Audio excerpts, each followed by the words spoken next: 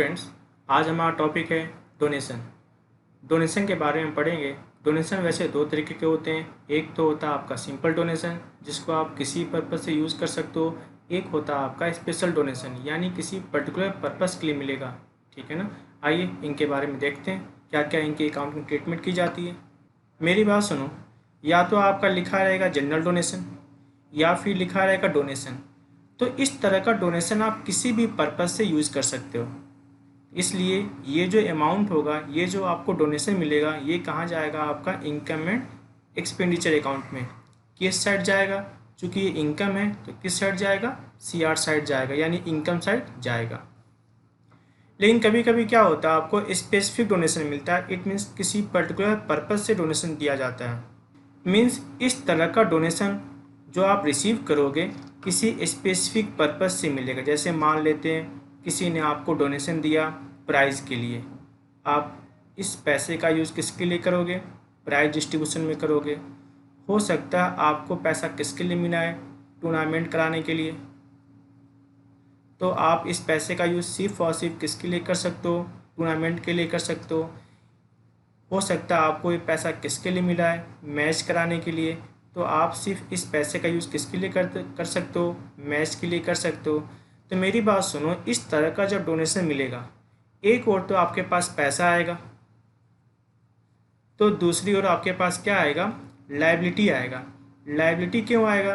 क्योंकि आप इस पैसे को सिर्फ और सिर्फ इस पर्पज़ के लिए यूज़ कर सकते हो। तो आपके ऊपर एक लायबिलिटी भी आ गया। ठीक है ना। किस तरह का लायबिलिटी? कि इस पैसे को आप सिर्फ और सिर्फ जिस पर्पज़ के लिए दिया गया है, सिर्फ उसी पर्पज़ से यूज़ कर सकते हो, और किसी अन्य पर्पज़ से आप उसे यूज नहीं कर सकते।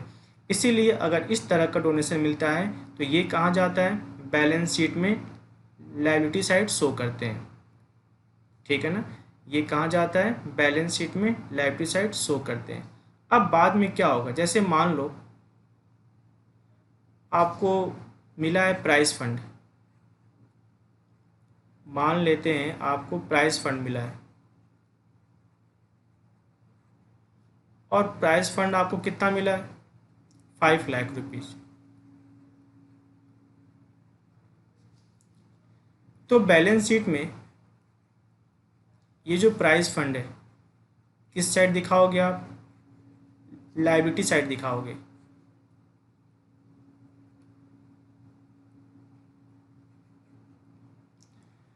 तो इस तरह के पैसे को रखने से भी कोई फ़ायदा नहीं है। तो आप इस तरह के पैसे को क्या करते हो? इन्वेस्ट कर देते हो। इन्वेस्टमेंट आपके लिए एसेट होता है। उसे कहाँ दिखाओगे? बैलेंस शीट में एसेट साइड शो करोगे। क्लियर है ना? मैंने क्या बताया, जब आपको फंड मिलता है तो आप क्या करते हो? या तो पूरा का पूरा पैसा या इसमें से कुछ पैसा आप इन्वेस्ट कर देते हो, क्योंकि रखे रहने से कोई फ़ायदा तो है नहीं। इन्वेस्टमेंट होगा तो वहाँ से क्या मिलेगा? कुछ इंटरेस्ट मिलेगा, कुछ डिविडेंड मिलेगा। तो आप इस पैसे को क्या करते हो? इन्वेस्ट कर देते हो। इन्वेस्टमेंट आपके लिए क्या होता है? एसेट होता है। जैसे मान लीजिए आपने इन्वेस्टमेंट कर दिया, इसका नाम क्या दोगे आप? Prize fund investment. कितना हो गया? 5 लाख रुपीज़।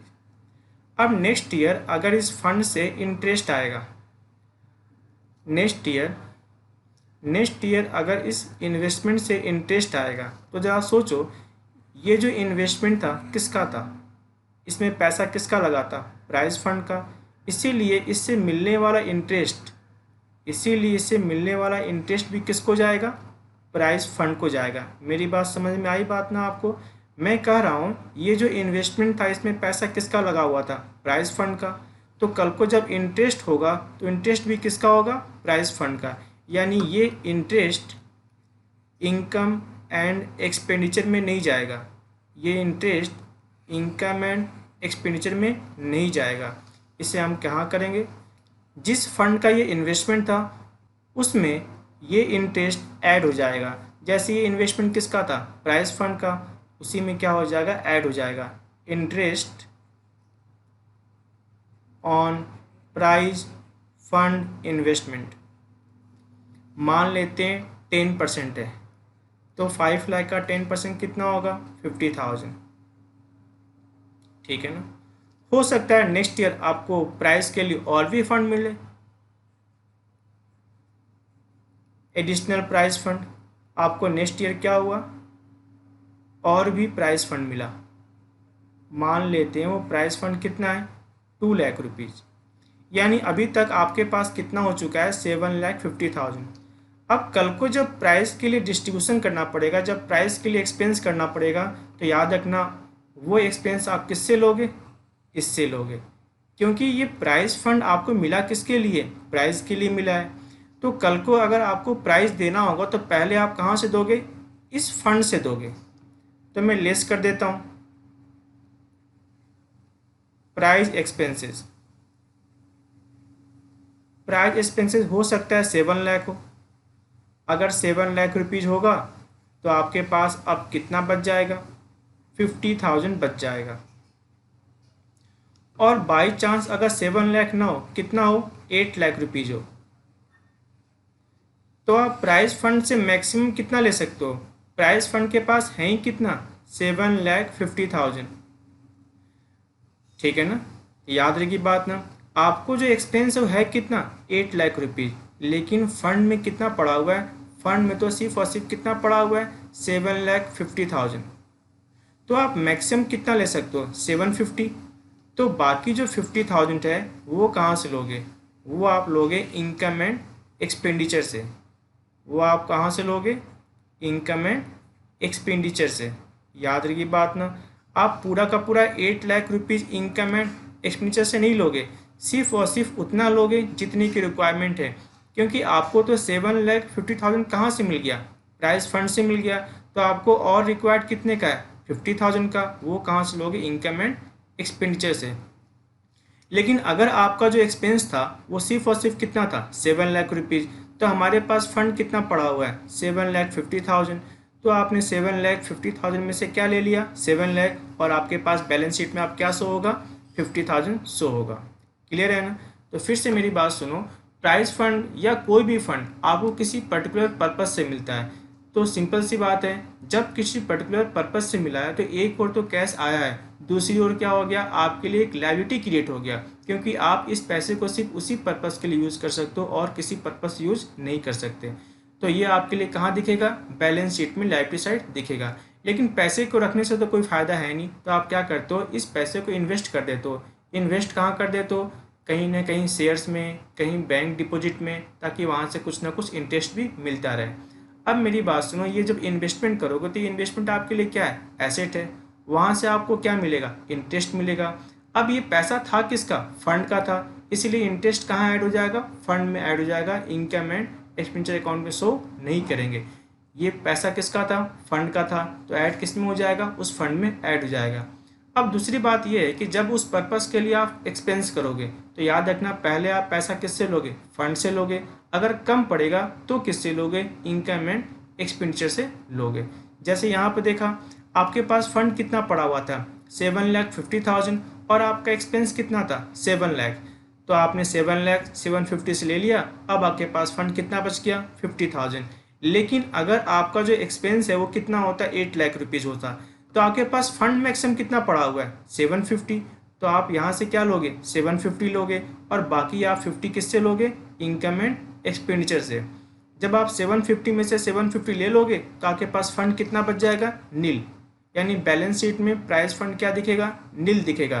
क्योंकि 750 था और आपने क्या ले लिया, 750, और बाकी जो 50,000 रुपीज़ है ना, वो कहाँ जाएगा, इनकम एंड एक्सपेंडिचर में। क्योंकि एक्सपेंडिचर है तो कितना, 8 लाख रुपीज़ का, और आपके पास फंड कितना पड़ा था, 7,50,000। तो बाकी आप किससे लोगे, इनकम एंड एक्सपेंडिचर से लोगे। इसको हम ऐसे भी समझ सकते हैं, ये एक तरह से क्या है, गुल्लक है। इस गुल्लक में कितने पैसे पड़े हैं, 7,50,000। और आपने ये गुल्लक क्यों बनाया था, कोई सामान खरीदने के लिए। अगर वो सामान 7 लाख रुपये से मिल जाए तो गुल्लक से हम क्या ले लेंगे, 7 लाख ले लेंगे गुल्लक में, और कितना पैसा बच जाएगा, 50,000। लेकिन अगर वो सामान कितने का है, 8 लाख रुपीज़ का है, जिस पर्पज़ से मैंने गुल्लक में पैसा इकट्ठा किया है, तो गुल्लक से आप मैक्सिमम कितना ले सकते हो, 7,50,000। बाकी क्या करना पड़ेगा, कहीं ना कहीं और से लेना पड़ेगा। तो याद रखना बात, अगर कोई एक्सपेंस कर रहे हो और उस एक्सपेंस के लिए आपके पास फंड पड़ा हुआ है, तो पहले आप वो एक्सपेंस किससे लोगे? फंड से लोगे। अगर कम पड़ेगा तो किससे लोगे? इनकम एंड एक्सपेंडिचर से लोगे। ठीक है ना। आइए एक क्वेश्चन देखते हैं। क्वेश्चन नंबर 18 देखना क्या लिखा हुआ है। कहता सो how will you deal with the following item in the final account of the Chetak club Jaipur. कहता इनके पास पहले से प्राइस फंड पड़ा हुआ था। कितना पड़ा हुआ था? 80,000। और देखना और क्या लिखा हुआ है, interest on price fund investment. मैंने कहीं प्राइस फंड इन्वेस्ट कर रखा था, वहाँ से हमें क्या मिल गया? इंटरेस्ट। इंटरेस्ट कितना मिल गया? 6,000। अब मेरी बात सुनो, ये इन्वेस्टमेंट का पैसा कहाँ से आया था? प्राइस फंड से। तो इंटरेस्ट भी किसके पास जाएगा? प्राइस फंड के पास क्या हो जाएगा? ऐड हो जाएगा। याद रहेगी बात ना। पैसा किसका था? प्राइस फंड का। तो इनकम भी किसको जाएगा? प्राइस फंड को जाएगा। इनकम एंड एक्सपेंडिचर अकाउंट में नहीं जाएगा। किस में जाएगा? प्राइस फंड में जाएगा। फिर से मेरी बात सुनो, मैं क्या बोल रहा हूँ। ये जो पैसा था, ये जो इन्वेस्टमेंट था, ये पैसा कहाँ से आया था? प्राइस फंड से आया था। इसीलिए इसका जो इंटरेस्ट होगा वो किस में जाएगा? प्राइस फंड में ऐड हो जाएगा। नेक्स्ट देखना, आपने प्राइस कितना दिया है? 10,000 रुपीज़। तो इसे आप किससे लोगे? प्राइस फंड से लोगे, क्योंकि प्राइस फंड बनाया किसके लिए गया है? प्राइस के लिए। तो कल को अगर प्राइस देना होगा तो आप किससे लोगे? प्राइस फंड से लोगे। तो ये 10,000 आप किससे लोगे? प्राइस फंड से लेस कर दोगे। प्राइस फंड इन्वेस्टमेंट आपके लिए क्या होता है? एसेट होता है। कहाँ जाएगा? बैलेंस शीट में एसेट साइड जाएगा। डोनेशन फॉर प्राइस फंड, आपको फिर से मिल गया डोनेशन, तो क्या होगा? ये प्राइस फंड में फिर से क्या हो जाएगा? ऐड हो जाएगा। आइए मैं इसे करके दिखाता हूँ। बैलेंस शीट है, एक और क्या होगा आपका? लायबिलिटी, अमाउंट, एसेट्स और अमाउंट। आपके पास जो शुरू में प्राइस फंड पड़ा हुआ था, ओपनिंग बैलेंस किसका? प्राइस फंड का। ओपनिंग बैलेंस प्राइस फंड का आपके पास पहले से कितना पड़ा हुआ था? 80,000 रुपीज़। और आपके पास फिर से डोनेशन मिला, फिर से क्या मिला? डोनेशन मिला। किसके लिए मिला? प्राइस फंड के लिए। वो कितना मिला आपको? 25,000। और आपको प्राइस फंड इन्वेस्टमेंट से इंटरेस्ट मिला था। आपको क्या मिला था? इंटरेस्ट मिला था प्राइस फंड इन्वेस्टमेंट से। क्योंकि इन्वेस्टमेंट में पैसा किसका लगा हुआ था? प्राइस फंड का। इसीलिए इंटरेस्ट भी किसका होगा? प्राइस फंड का होगा। वो कितना था? 6,000।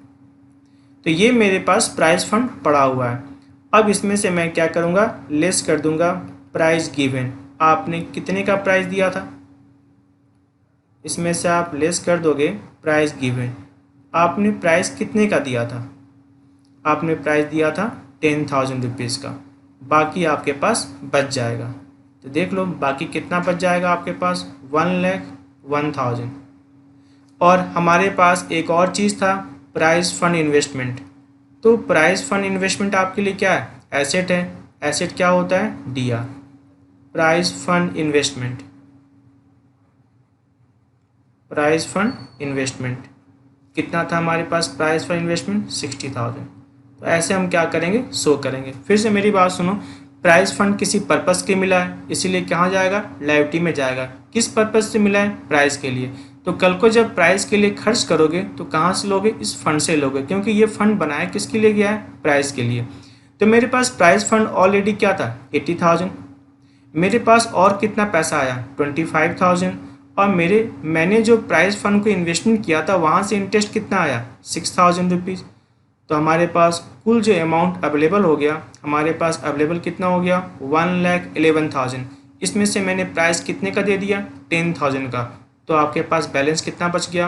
1,01,000 बच गया। आइए देखते हैं नेक्स्ट क्वेश्चन।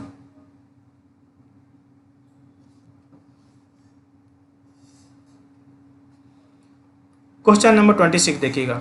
26 क्या कहता है? So how would you deal the following item while preparing the financial statement. जब आप फाइनेंशियल स्टेटमेंट बनाएंगे तो इन आइटम को कैसे ट्रीट करेंगे। टूर्नामेंट फंड, याद है ना, टूर्नामेंट फंड हमारे लिए क्या है, लायबिलिटी है, क्योंकि इस फंड का मैं यूज सिर्फ और सिर्फ किसके लिए कर सकता हूँ, टूर्नामेंट के लिए कर सकता हूँ। कंट्रीब्यूशन रिसीव फॉर टूर्नामेंट, आपको फिर से क्या हो गया, टूर्नामेंट फंड के लिए और पैसे मिल गए, ये भी क्या होगा, टूर्नामेंट फंड में क्या हो जाएगा, ऐड कर दिया जाएगा। टूर्नामेंट एक्सपेंस, टूर्नामेंट एक्सपेंस आप किससे लेस कर दोगे, टूर्नामेंट फंड से हम क्या करेंगे, लेस कर देंगे, क्योंकि टूर्नामेंट फंड बनाई किसके लिए था, टूर्नामेंट एक्सपेंस के लिए। तो कल को अगर टूर्नामेंट एक्सपेंस करोगे तो आप किससे लेस कर लोगे, टूर्नामेंट फंड से आप क्या करोगे, लेस कर लोगे, क्योंकि सिंपल सी बात है, आपने टूर्नामेंट फंड क्यों बनाया था, टूर्नामेंट एक्सपेंस के लिए बनाया था। तो कल को जब टूर्नामेंट एक्सपेंस होगा तो ये पैसा किससे लेगा, टूर्नामेंट फंड से क्या करेगा, ले लेगा। नेक्स्ट देखना, interest receive on tournament fund investment, आपने टूर्नामेंट फंड को कहीं इन्वेस्ट कर रखा था, वहाँ से इंटरेस्ट मिला, तो सिंपल सी बात है, ये इन्वेस्टमेंट किस पैसे का था, टूर्नामेंट फंड का था, तो इंटरेस्ट भी किसका होगा, टूर्नामेंट फंड का होगा। तो टूर्नामेंट फंड में क्या करोगे आप, ऐड कर दोगे। रिसीट फ्रॉम टूर्नामेंट टिकट, तो सिंपल सी बात है, अगर टूर्नामेंट एक्सपेंस किससे लेगा, टूर्नामेंट फंड से लेगा, तो टूर्नामेंट टिकट का जो पैसा आएगा वो भी किस में ऐड हो जाएगा, टूर्नामेंट फंड में क्या हो जाएगा, ऐड हो जाएगा। आइए सॉल्व करते हैं इसको। तो हमारे तरफ एक तरफ क्या होता है बैलेंस शीट में, लायबिलिटी, एक तरफ क्या होता है हमारा अमाउंट, इधर क्या होगा हमारा एसेट्स, और क्या होगा अमाउंट। पहले हम बात करते हैं लायबिलिटी साइड में, तो मेरे पास ऑलरेडी टूर्नामेंट फंड पहले से पड़ा हुआ था,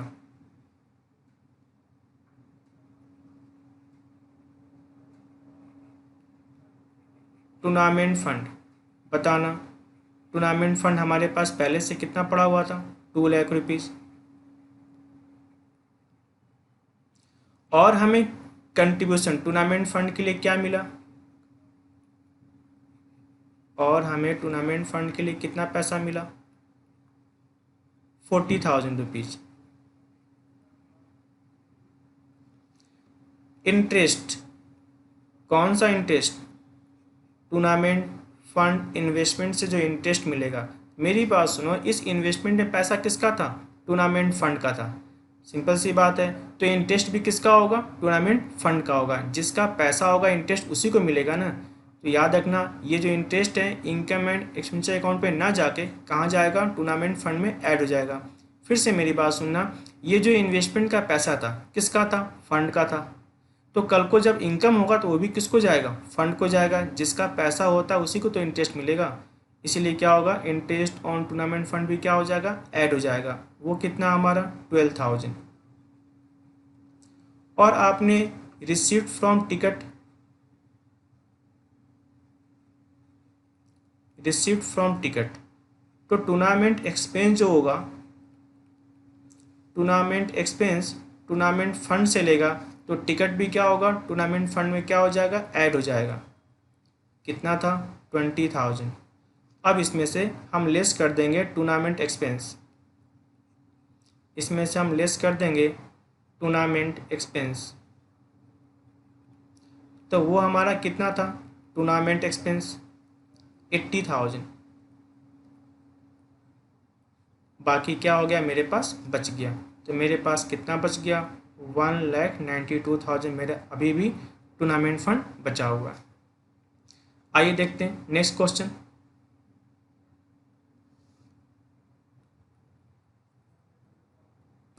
क्वेश्चन नंबर 27 देखना, कहता है so how you do deal with the following item in respect of club for the year ended 31st March 2019। कहता है फॉलोइंग आइटम को डील कैसे करोगे। टूर्नामेंट फंड मेरे पास बैलेंस शीट में दिख रहा है, तो टूर्नामेंट फंड कहाँ दिख रहा होगा, बैलेंस शीट में किस side, liability side. Donation to our tournament fund, हमें और डोनेशन मिल गया टूर्नामेंट फंड के लिए, और कितना मिल गया, 12,000, ये भी क्या होगा, टूर्नामेंट फंड में ऐड हो जाएगा। एक्सपेंडिचर मैंने किया है टूर्नामेंट में, तो ये क्या होगा, ये एक्सपेंडिचर किससे लेगा, टूर्नामेंट फंड से लेगा, क्योंकि टूर्नामेंट फंड बनाए किसके लिए है, टूर्नामेंट के लिए। तो कल को अगर टूर्नामेंट में एक्सपेंस होगा तो किससे लेगा, टूर्नामेंट फंड से लेगा। Interest receive on tournament fund investment, फिर वही बात है, ये जो इन्वेस्टमेंट का पैसा कहाँ से आया था, टूर्नामेंट फंड से आया था, तो कल को जब इससे इंटरेस्ट मिलेगा तो वो भी किसको जाएगा? टूर्नामेंट फंड को जाएगा। सिंपल सी बात है, जिसका पैसा होगा उसी को इंटरेस्ट मिलेगा। ये पैसा किसका था? टूर्नामेंट फंड का था। इंटरेस्ट भी क्या होगा? टूर्नामेंट फंड में क्या हो जाएगा? ऐड हो जाएगा। आइए सॉल्व करते हैं इसको।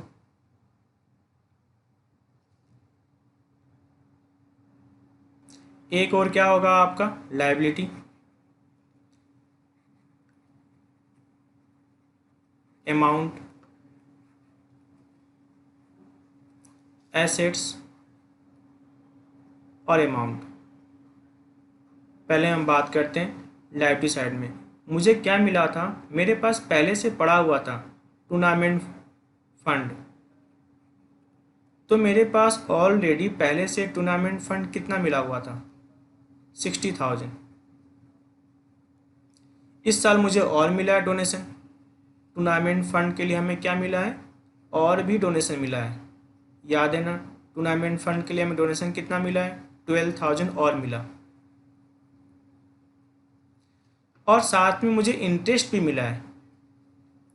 Interest on tournament fund investment, interest on tournament fund investment, वो कितना मिला था?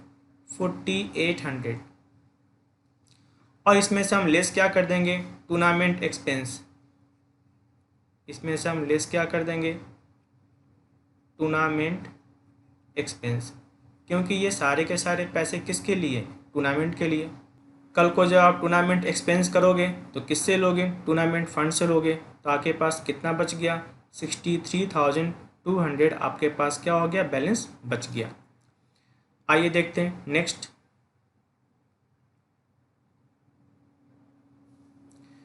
ये देखिए क्वेश्चन नंबर 28 क्या कहता है? कहता है so how would you deal the following item in the final account of a club. Prize fund की बात करते हैं। मेरे पास प्राइज फंड कितना पड़ा हुआ है? 2,00,000 रुपीज़। प्राइज फॉर इन्वेस्टमेंट कितना हमारे पास पड़ा हुआ है? 2,00,000 रुपीज़। ये क्या है? प्राइज फंड हमारे लिए क्या है? बैलेंस शीट में कहाँ जाएगा? Liability side. और प्राइज फॉर इन्वेस्टमेंट हमारे लिए क्या है? एसेट है। बैलेंस शीट में कहाँ जाएगा? Asset side. Income from prize for investment, हमें प्राइज फॉर इन्वेस्टमेंट से क्या मिला है? इनकम मिला है। अब बताओ प्राइज फॉर इन्वेस्टमेंट में पैसा किसका लगा हुआ था? प्राइज फंड का। तो ये ऐड भी किस में होगा? प्राइज फंड में ऐड हो जाएगा।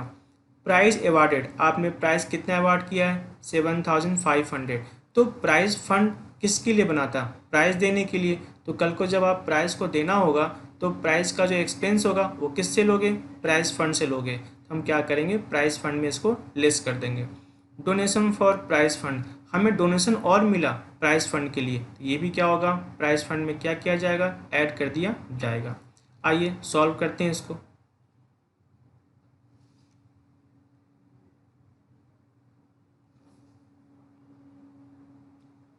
एक और क्या होगा आपका? लायबिलिटी, अमाउंट, एसेट्स और अमाउंट। एसेट्स और अमाउंट। पहले हम बात करते हैं लायबिलिटी साइड की बात करते हैं। तो मेरे पास ऑलरेडी पहले से पड़ा हुआ था प्राइज फंड। हमारे पास प्राइज फंड ऑलरेडी पड़ा हुआ था। कितने का हमारे पास प्राइज फंड पड़ा हुआ था? 2,00,000 रुपीज़ का। हमारे पास और क्या आया? इंटरेस्ट आया। Interest from prize fund investment, वहाँ से कितना आया था? 10,000 रुपीज़। हमारे पास और मिला था डोनेशन, हमें डोनेशन और मिला था। डोनेशन फॉर प्राइज फंड, हमें वो डोनेशन कितना मिला था? 40,000। यानी कुल हमारे पास कितना हो गया? 2,50,000। इसमें से हम लेस क्या कर देंगे? प्राइज अवार्डेड, आपने कितने का प्राइज दे दिया था? प्राइज अवार्डेड 7,500 का आपने क्या दे दिया? प्राइज दे दिया। तो अब आपके पास क्या बच जाएगा? 2,42,500। और इधर मेरे पास क्या था? Prize fund investment. इधर मेरे पास क्या था, price fund investment, price fund investment. तो प्राइस फंड इन्वेस्टमेंट मेरे पास कितना पड़ा हुआ था, 2 lakh rupees. Price fund investment हमारे लिए क्या है, एसेट है। बैलेंस शीट में कहाँ जाएगा, एसेट साइड, ठीक है ना। अब फिर मैं एक चीज़ बता देता हूँ आपको, ये जो मेरे पास पैसे थे, कितने पैसे थे, प्राइस फंड 250।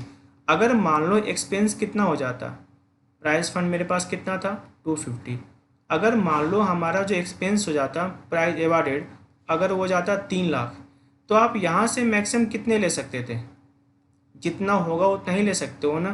प्राइस फंड मेरे पास कितना पड़ा हुआ है, 2,50,000, तो प्राइस फंड कितना हो जाता, नील। और जो बाकी 50,000 है उससे आप किससे लेते, इनकम एंड एक्सपेंडिचर से, उससे आप किससे लेते, इनकम एंड एक्सपेंडिचर से। याद रहेगी बात ना। सबसे पहले आप किससे लोगे, जिस पर्पस के लिए आप एक्सपेंस कर रहे हो, अगर उस पर्पस से क्या बना हुआ है, फंड, तो आप उस फंड से लोगे। फिर भी अगर कम पड़ जाए तो किससे लोगे, इनकम एंड एक्सपेंडिचर से। जैसे हमारे पास जो फंड पड़ा हुआ था, फंड कितना पड़ा हुआ था, 2,50,000, लेकिन आपने एक्सपेंस कितना कर दिया, 3 लाख रुपीज़। तो मेरी बात सुनो, आप मैक्सिमम फंड से कितना ले सकते हो, 250, क्योंकि इनके पास कितना पड़ा हुआ है, 250। बाकी आपको जो 50,000 है किससे लेना पड़ेगा, इनकम एंड एक्सपेंडिचर से लेना पड़ेगा। आइए देखते हैं नेक्स्ट क्वेश्चन। आइए देखते हैं क्वेश्चन नंबर 29। कहता है, so how will you deal the following item while preparing the balance sheet of a club as at 31 March 2018। जो मैच फंड है, हमारे पास मैच फंड कितना पड़ा हुआ है, 6 लाख रुपीज़। तो मैच फंड हमारे लिए क्या है, बैलेंस शीट में कहाँ जाएगा, लाइबिलिटी साइड।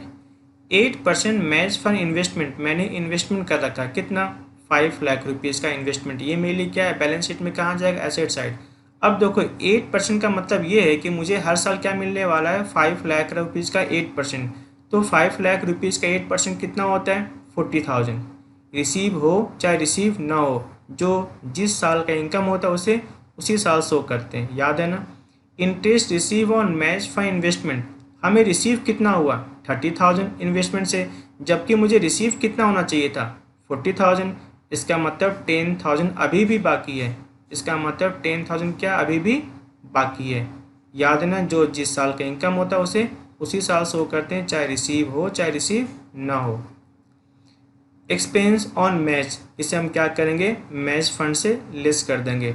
तो donation for match fund, donation for match fund भी क्या होगा आपका, मैच फंड में फिर से क्या हो जाएगा, ऐड हो जाएगा। मैच प्राइज एवार्डेड, सिंपल सी बात है, मैच प्राइज किससे लेगा, मैच फंड से लेगा। क्योंकि मैच फंड लाया ही क्यों गया है, मैच फंड बनाया क्यों गया है, मैच के लिए। तो मैच से रिलेटेड जितने भी खर्चे होंगे वो हम किससे लेंगे, मैच फंड से लेस करेंगे। अगर हमें कम पड़ जाए तो हम कहाँ जाएंगे, इनकम एंड एक्सपेंडिचर अकाउंट के पास जाएंगे। आइए मैं फिर से एक बार इसके बारे में बताता हूँ। ये जो आपको 5 लाख रुपीज़ का इन्वेस्टमेंट किया था, और यहाँ क्या लिखा हुआ 8%, इट मीन्स ये होता है इन्वेस्टमेंट पर क्या मिलने वाला है, 8% मिलने वाला है। तो 5 लाख रुपीज़ का 8% कितना होता है, 40,000। चाहे रिसीव हो चाहे रिसीव ना हो, जो जिस साल का इनकम होता है उसे उसी साल शो करते हैं। लेकिन यहाँ तो रिसीव क्या दिखाया गया है, 30,000। इसका मतलब 10,000 अभी भी बाकी है। अब रिसीव नहीं हुआ, लेकिन हमारी तो इनकम है ना, तो जो जिस साल की इनकम होती है उसे उसी साल शो करेंगे। एक और तक इसे कहाँ लेके जाएंगे, बैलेंस शीट में, लाइबिलिटी साइड, मैच फंड में क्या करेंगे, ऐड करेंगे। दूसरी बात, अभी रिसीव नहीं हुआ, 2 दिन बाद, 4 दिन बाद, 2 महीने बाद तो रिसीव होगा ना, तो ये हमारे लिए क्या बन गया, एसेट भी बन गया। इसे हम कहाँ दिखाएंगे, बैलेंस शीट में एसेट साइड भी दिखाएंगे। फिर से मेरी बात सुनना, ये जो 10,000 है तो मेरे लिए इनकम, अभी तक रिसीव नहीं हुआ। इनकम है तो कहाँ जाएगा, बैलेंस शीट में, लाइबिलिटी साइड, मैच फंड में क्या हो जाएगा, ऐड हो जाएगा। क्योंकि पैसा किसका था, मैच फंड का था। इनकम भी किस में ऐड होगा, मैच फंड में ऐड होगा। दूसरी बात, रिसीव नहीं हुआ, अभी रिसीव होना बाकी है, तो वो मेरे लिए क्या बन गया, एसेट। क्योंकि एसेट, याद है ना, एसेट क्या होता है, जो मेरे पास है वो एसेट है, और जो मैं लोगों से मांगता हूँ वो भी क्या है, एसेट है। कहाँ जाएगा ये, बैलेंस शीट में एसेट साइड भी जाएगा, एक्रूड इंटरेस्ट के नाम से। आइए सॉल्व करते हैं इसको।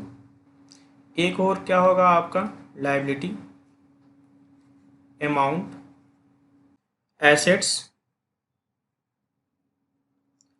और अमाउंट।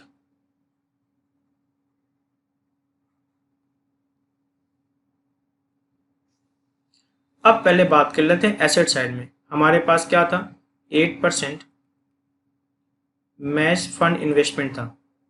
8% मैच फंड इन्वेस्टमेंट, वो कितने का था match fund investment? 5 lakh rupees का था। और याद है ना, वो एक्रूड इंटरेस्ट रिसीव नहीं हुआ। एक्रूड इंटरेस्ट याद है कितना इंटरेस्ट होना क्या चाहिए था, 40,000, लेकिन अभी तक हमें रिसीव कितना हुआ, सिर्फ 30,000।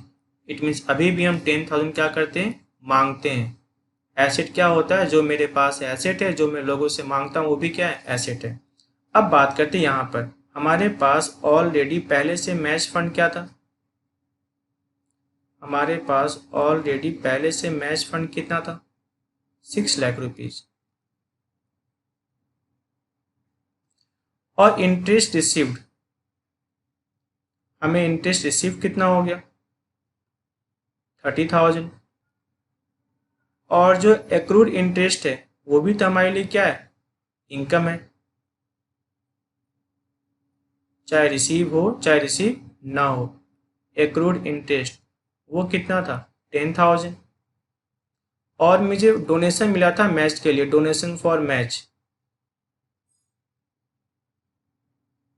डोनेशन फॉर मैच कितना मिला था आपको, डोनेशन फॉर मैच 1,50,000। ठीक है, अब इसमें से हम लेस करते हैं।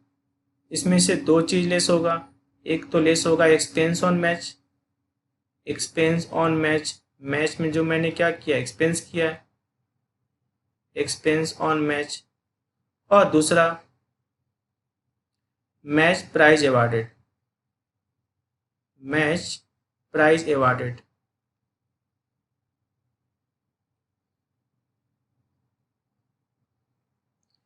तो एक्सपेंस ऑन मैच कितना था आपका, 20,000। और मैच प्राइज अवार्ड कितना था आपका, 90,000। तो आपके पास बस कितना गया, 6,80,000। ठीक है ना, मेरे पास ऑलरेडी मैच फंड कितना था, 6 लाख रुपीज। इंटरेस्ट रिसीव कितना हो गया, 30,000। और कितने इंटरेस्ट इनकम मेरे लिए, 10,000। डोनेशन फॉर मैच और कितना मिल गया, 150। यानी मेरे पास अवेलेबल कितना हो गया, 7,90,000। 790 में से क्या चला गया, 90 चला गया प्राइस के नाम पर, और 20 चला गया एक्सपेंस ऑन मैच के नाम पर। तो मेरे पास अब मैच फंड कितना बच गया, 6,80,000। समझ में आई बात ना।